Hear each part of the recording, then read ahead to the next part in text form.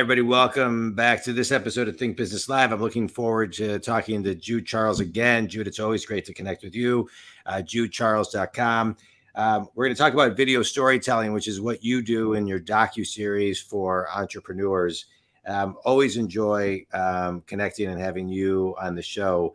I really want to start off. I start off each section maybe a little bit differently than when you were on last, with kind of a where is your stuck. And one of the things I want to dive into is when we first talked, you shared that you take 2 months off a year. Yes. It's July. You just took off the month of June. And Yeah. I think sometimes a lot of people get stuck in kind of the hustle and the grind and the go, and they sometimes have a hard time unplugging. And so talk about how you were stuck in that and then how you chose to start taking 2 months off a year.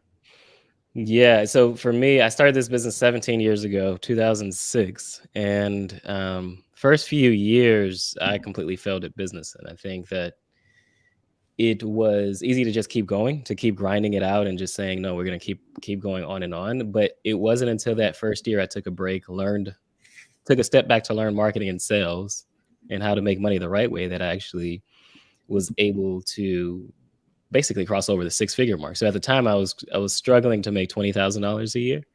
And it wasn't until that time that I slowed down that it helped me get over the mark. Yeah. Now, I have been doing that since 2013, taking not a year off. I take every 2 months off now. Started with November, December. And then now it's June and December. And I love the cadence of June and December because it's basically 5 months working, 1 month off. Yeah. And it gives me time to assess what happened in the last 5 months and how do I change what happens in the next 5 months. Right. Yeah. So questions I might ask myself is like, what's working? What's not working? What do you want to stop doing? We think a lot about goals that we have, but what is it that you shouldn't be doing so that it doesn't distract you from the goals that you want? Yeah. I mean, again, I've been doing it since 2013 and it's continued to help me elevate and play a different game than what I've been playing because I've just taken that time to slow down, really assess, and then speed up again. Yeah. It's interesting. My therapist, I had an appointment with him on Saturday morning, and because he takes the whole month of August off. So I got in, I was his last appointment before he unplugged for the entire month, but he's been doing that forever, as long as I've known him, which has been 15 years. Taking the entire month of August off. And when I ran a marathon when I was 20, I think it was 25, I think I was, there was, when I ran the marathon, it was the Galloway method, which was run a mile, walk a minute. So you give your legs oxygen. So you're really running a mile 26 times and you're giving your kind of legs oxygen. And I'm a golfer. And just recently I've been trying for 30 years. I've recently been very conscious about slowing down my back swing, and it has improved my game. Right. So I just want to echo like this. I don't know if I'm not ready to take 2 months off a year yet, but I really appreciate and it helps me kind of, zoom out a little bit to see where I can slow down even more. So thanks for that. That was great. Yeah, no problem. All right. So let's talk about you. The video, the power of video. We talk a lot about. We've talked about a lot of that in the past. I really want to kind of dive into something that you asked. Say, hey, how about if we talk about this today, which is creating assets that compound. I love the word compound because I always talk about on this show and with clients that everything compounds. Do small things every day that compound to the big, and that's thinking big, right? Thinking big is doing small, consistent, that compound. And so talk to the Think community about what creating assets that compound mean to you. Yeah. So it's 2023, right? And we, as entrepreneurs, we create content, whether that's written content, if you're writing emails, or if it's video content, if you're posting on, like, let's just say Instagram. But are you creating content that has more than just a lifespan of posting that one time? And when I say that, I'm not talking about simply repurposing it. So like if you post it today and then you post it 3 months from now, I mean, being able to repackage it in a way that basically opens the door for greater opportunities. Now, compounding interest. Sorry, that's Siri. Yeah. So compounding interest If we think about what that is, we know that in the financial space, right? So you Right. put down, you put $100 in a investment. 5 years later, it might turn into, don't quote me on these numbers, but let's just say hypothetically it turns into 10,000, right? Yeah. Because of compounded interest. You're making money off of not just the money you put in, but then that money accumulates and expounds, right? Or exponential growth. So how do you do that in business? How do you do that in video? I'll give a very simple example. This podcast, right? What may happen out of recording a podcast like this is what my team does is create a podcast trailer. So it's a 30 to 60-second video of me being on the podcast. Well, I did that recently on another podcast I was on. I'm a frequent guest on podcasts, and that podcast was listened to, ironically, by my client. Now, I hadn't sent it to her, but it was listened to. She took time to listen to it, loved it so much that she ended up doing an Instagram live video for 25 minutes, right? That's an asset that compounds. Is this interested her so much that she went to do an Instagram live that now is talking about this podcast that now other people get to watch, right? Because of this podcast trailer. Well, that opportunity turned into 2 speaking engagements and 2 new projects because of simply being a guest on a podcast. Now, that's one asset, being a guest on the podcast, but turning it into all these other opportunities from this one moment, this one asset, that's how you Right. create that compound. One more example I'll give is that same kind of example. I've been a guest on, at this point, almost 150 podcasts, but before my book came out, Dramatic Demonstration, I had been a guest on 50 podcasts. When I did the audiobook, I not only read the book, there's certain parts of it I read, but there's other parts, because I was a guest on podcasts, I took segments of those podcasts and used it in the audiobook. Again, it just creates a different experience, but it's an asset that compounds. Yeah. So that's what I mean by that. And that's what it looks like in business is like, what is it that you're creating that's not a one-time use? If you're posting on social media and it's only a one-time use, I think it's the wrong approach. What is it that you can do that makes your life easier long-term? Yeah. I love that. You're talking about the power of also repurposing. One of the things I talk about as a business coach is, you want to kind of think of yourself as a media company and hit all the different senses. And when you watch the news, they'll go back and they'll say, oh, back in 1997 and 2005, you said this, let's go there. And then it goes to a past interview, it goes to this. And so I think the people are used to that. They're just not thinking about it in this medium as much. Right. And it's important to think about it in that way because Right. just like what you said, right, with going back in time almost, it's like, can you take what you do each and every day, what you may feel like is mundane, and actually make it interesting, make it exciting for someone to watch, right? Yeah. We talked about it before. I speak on stage and I do this. Sometimes if I talk about burnout, I'll do this. I play with this Jenga set. And on the Jenga set are words like spend too much time on Facebook or listen to too many podcasts. And I'll take that piece, I'll remove it. But instead of putting it back on top, like when you play Jenga, I'll remove it altogether. Right? It's things like that can you take what you're talking about and make it tangible? Can you make it interesting? And so when we think about assets, creating assets that compound, same example, right? Because even let's take it a different way. If you think about in terms of following up with a client.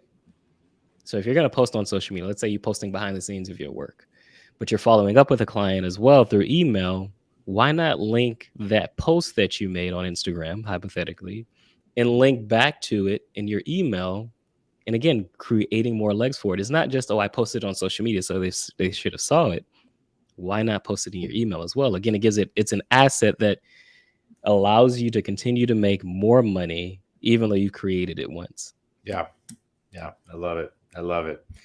So let's dive into video storytelling. I love talking about storytelling because we all learn through story. I mean, and if you just look at why we love movies and TV shows and binging and character development and Netflix and Paramount Plus and all of these things, it's all because everybody loves a good story. Yeah. Told at the right cadence, right? And so And then you throw video technology.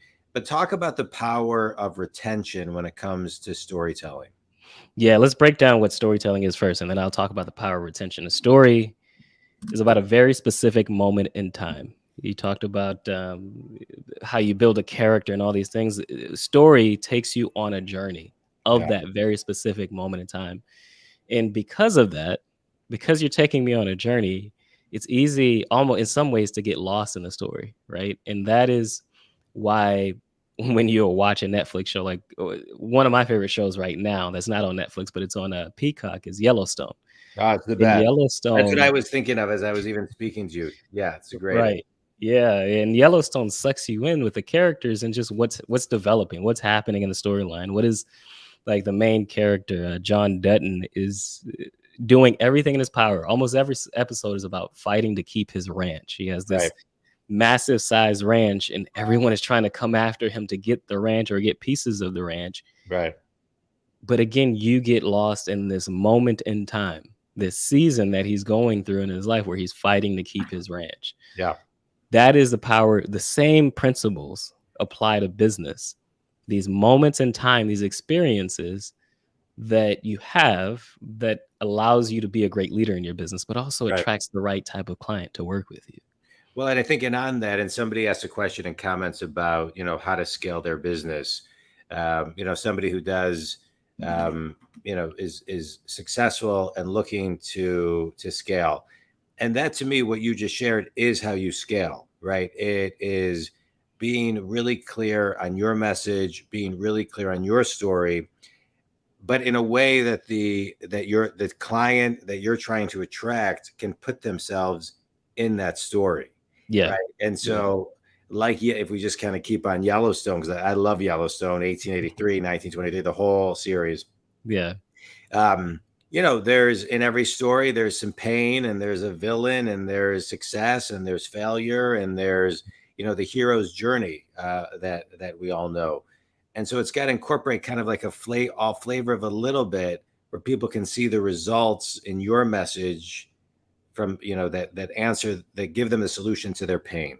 Right. Yeah. Yeah. So talk about a little bit from a video storytelling, how to keep the message tight, one common through line Yeah. where people can finish it and it kind of answers their question or leads them to say, hey, this is the solution for me.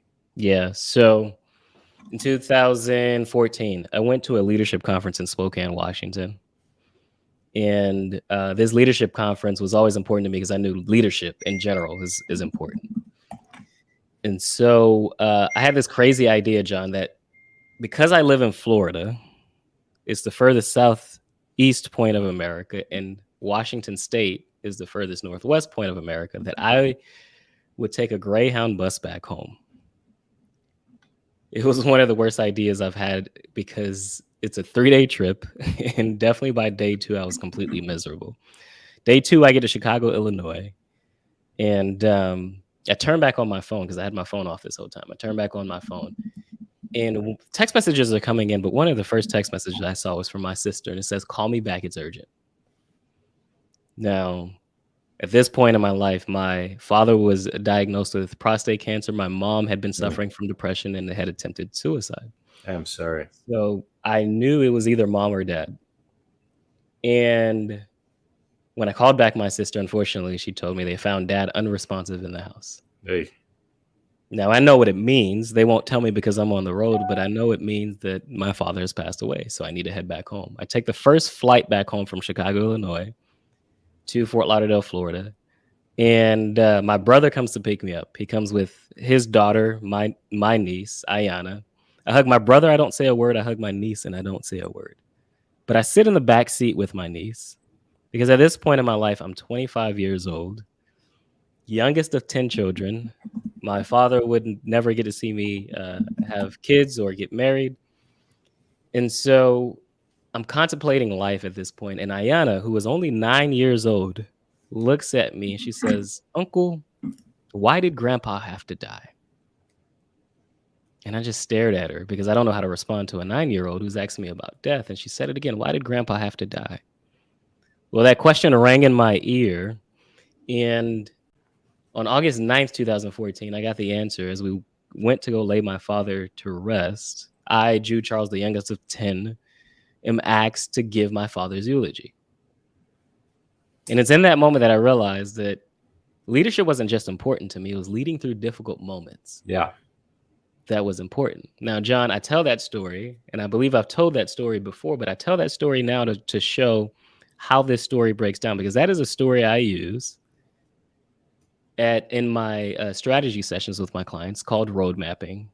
And at the end of telling that story, there's one line I say. I say that I'm not here to help you tell a story. I'm not even here to tell you how to do video.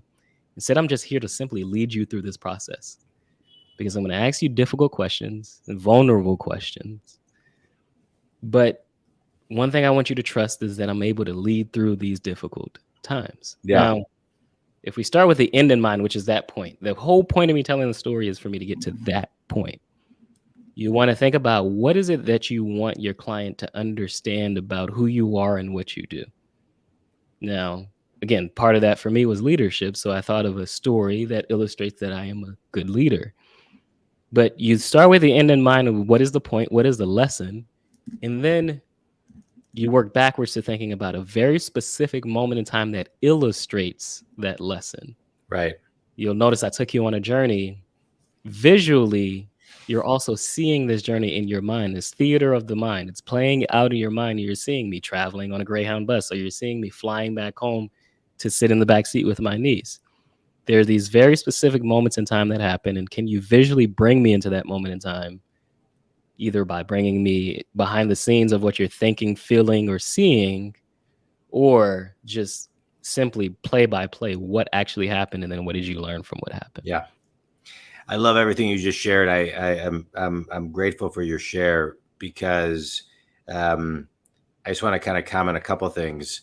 You know, the way I articulate some of what you're doing as a business coach is I'm able to create a space. If you are able to surrender and be open to coaching, I create a space for you to get to places you can't get to by the questions that I ask you. Yeah.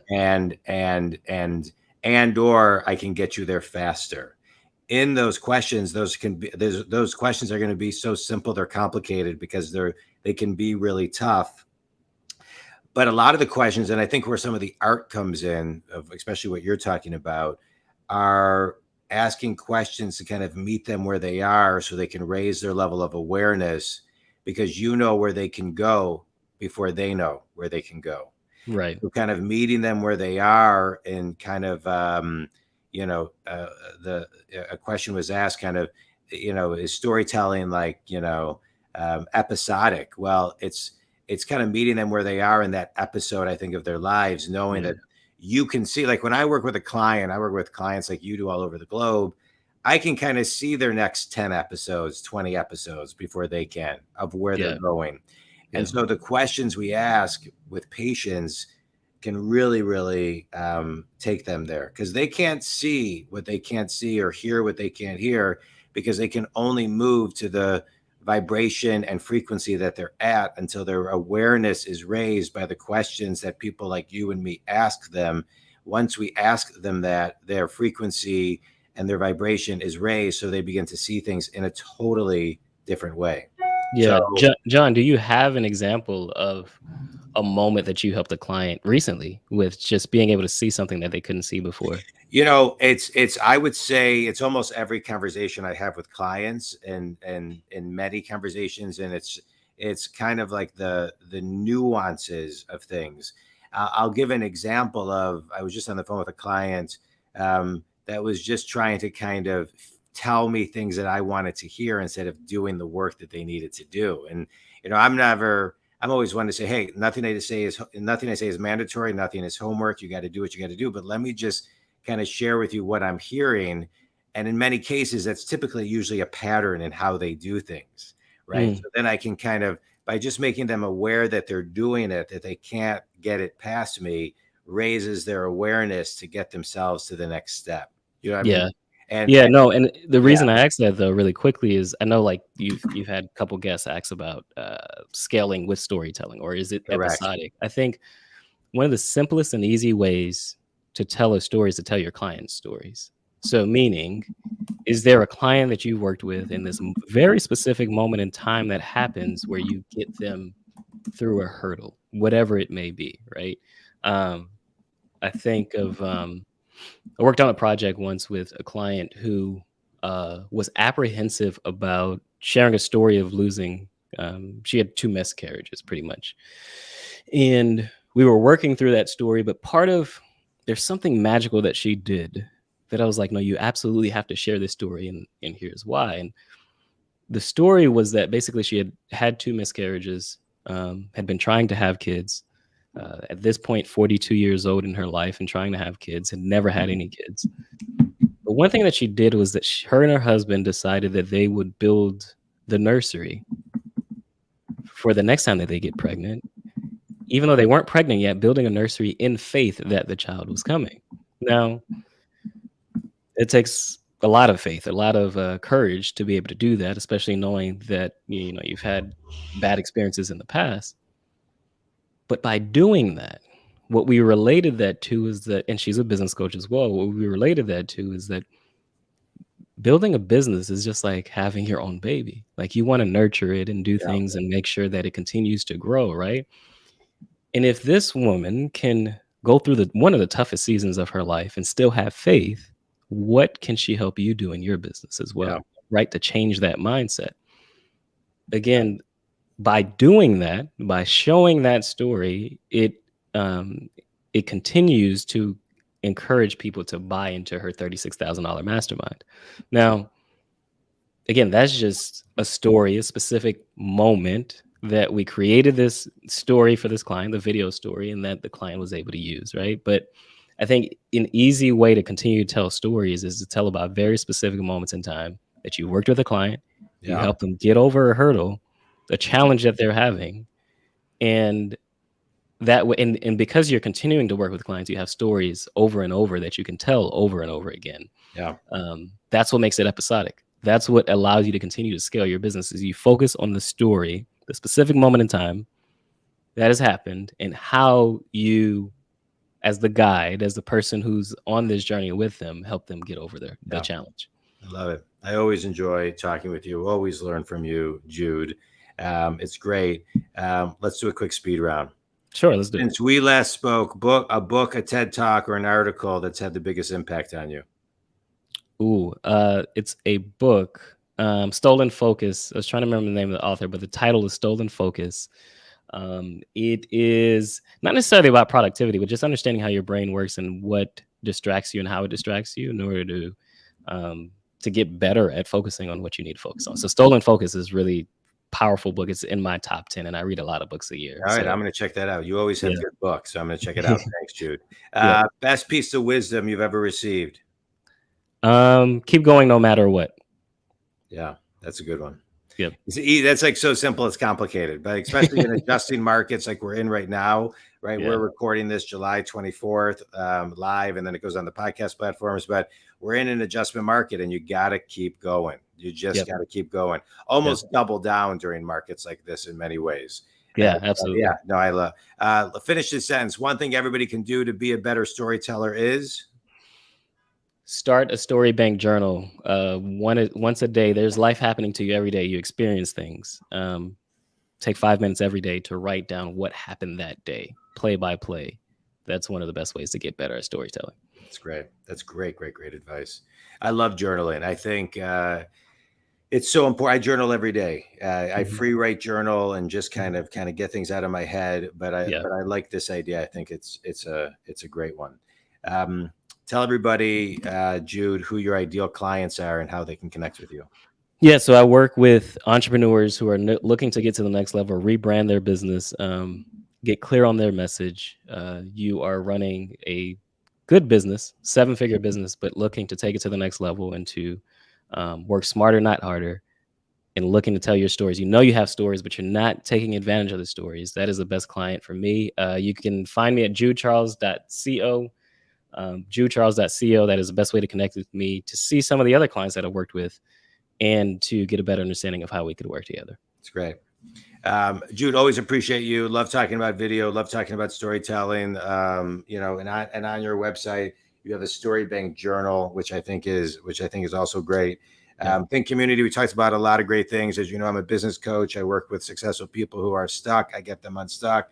Love this podcast because I get people like Jude on who can share experiences to get you unstuck.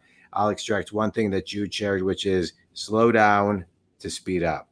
And I think that's solid advice. You can reach Jude at judecharles.co. You can reach me at jondwoskin.com. And have an amazing day, everybody. Jude, always great to see you. Thanks so much. John, thank you for having me, man.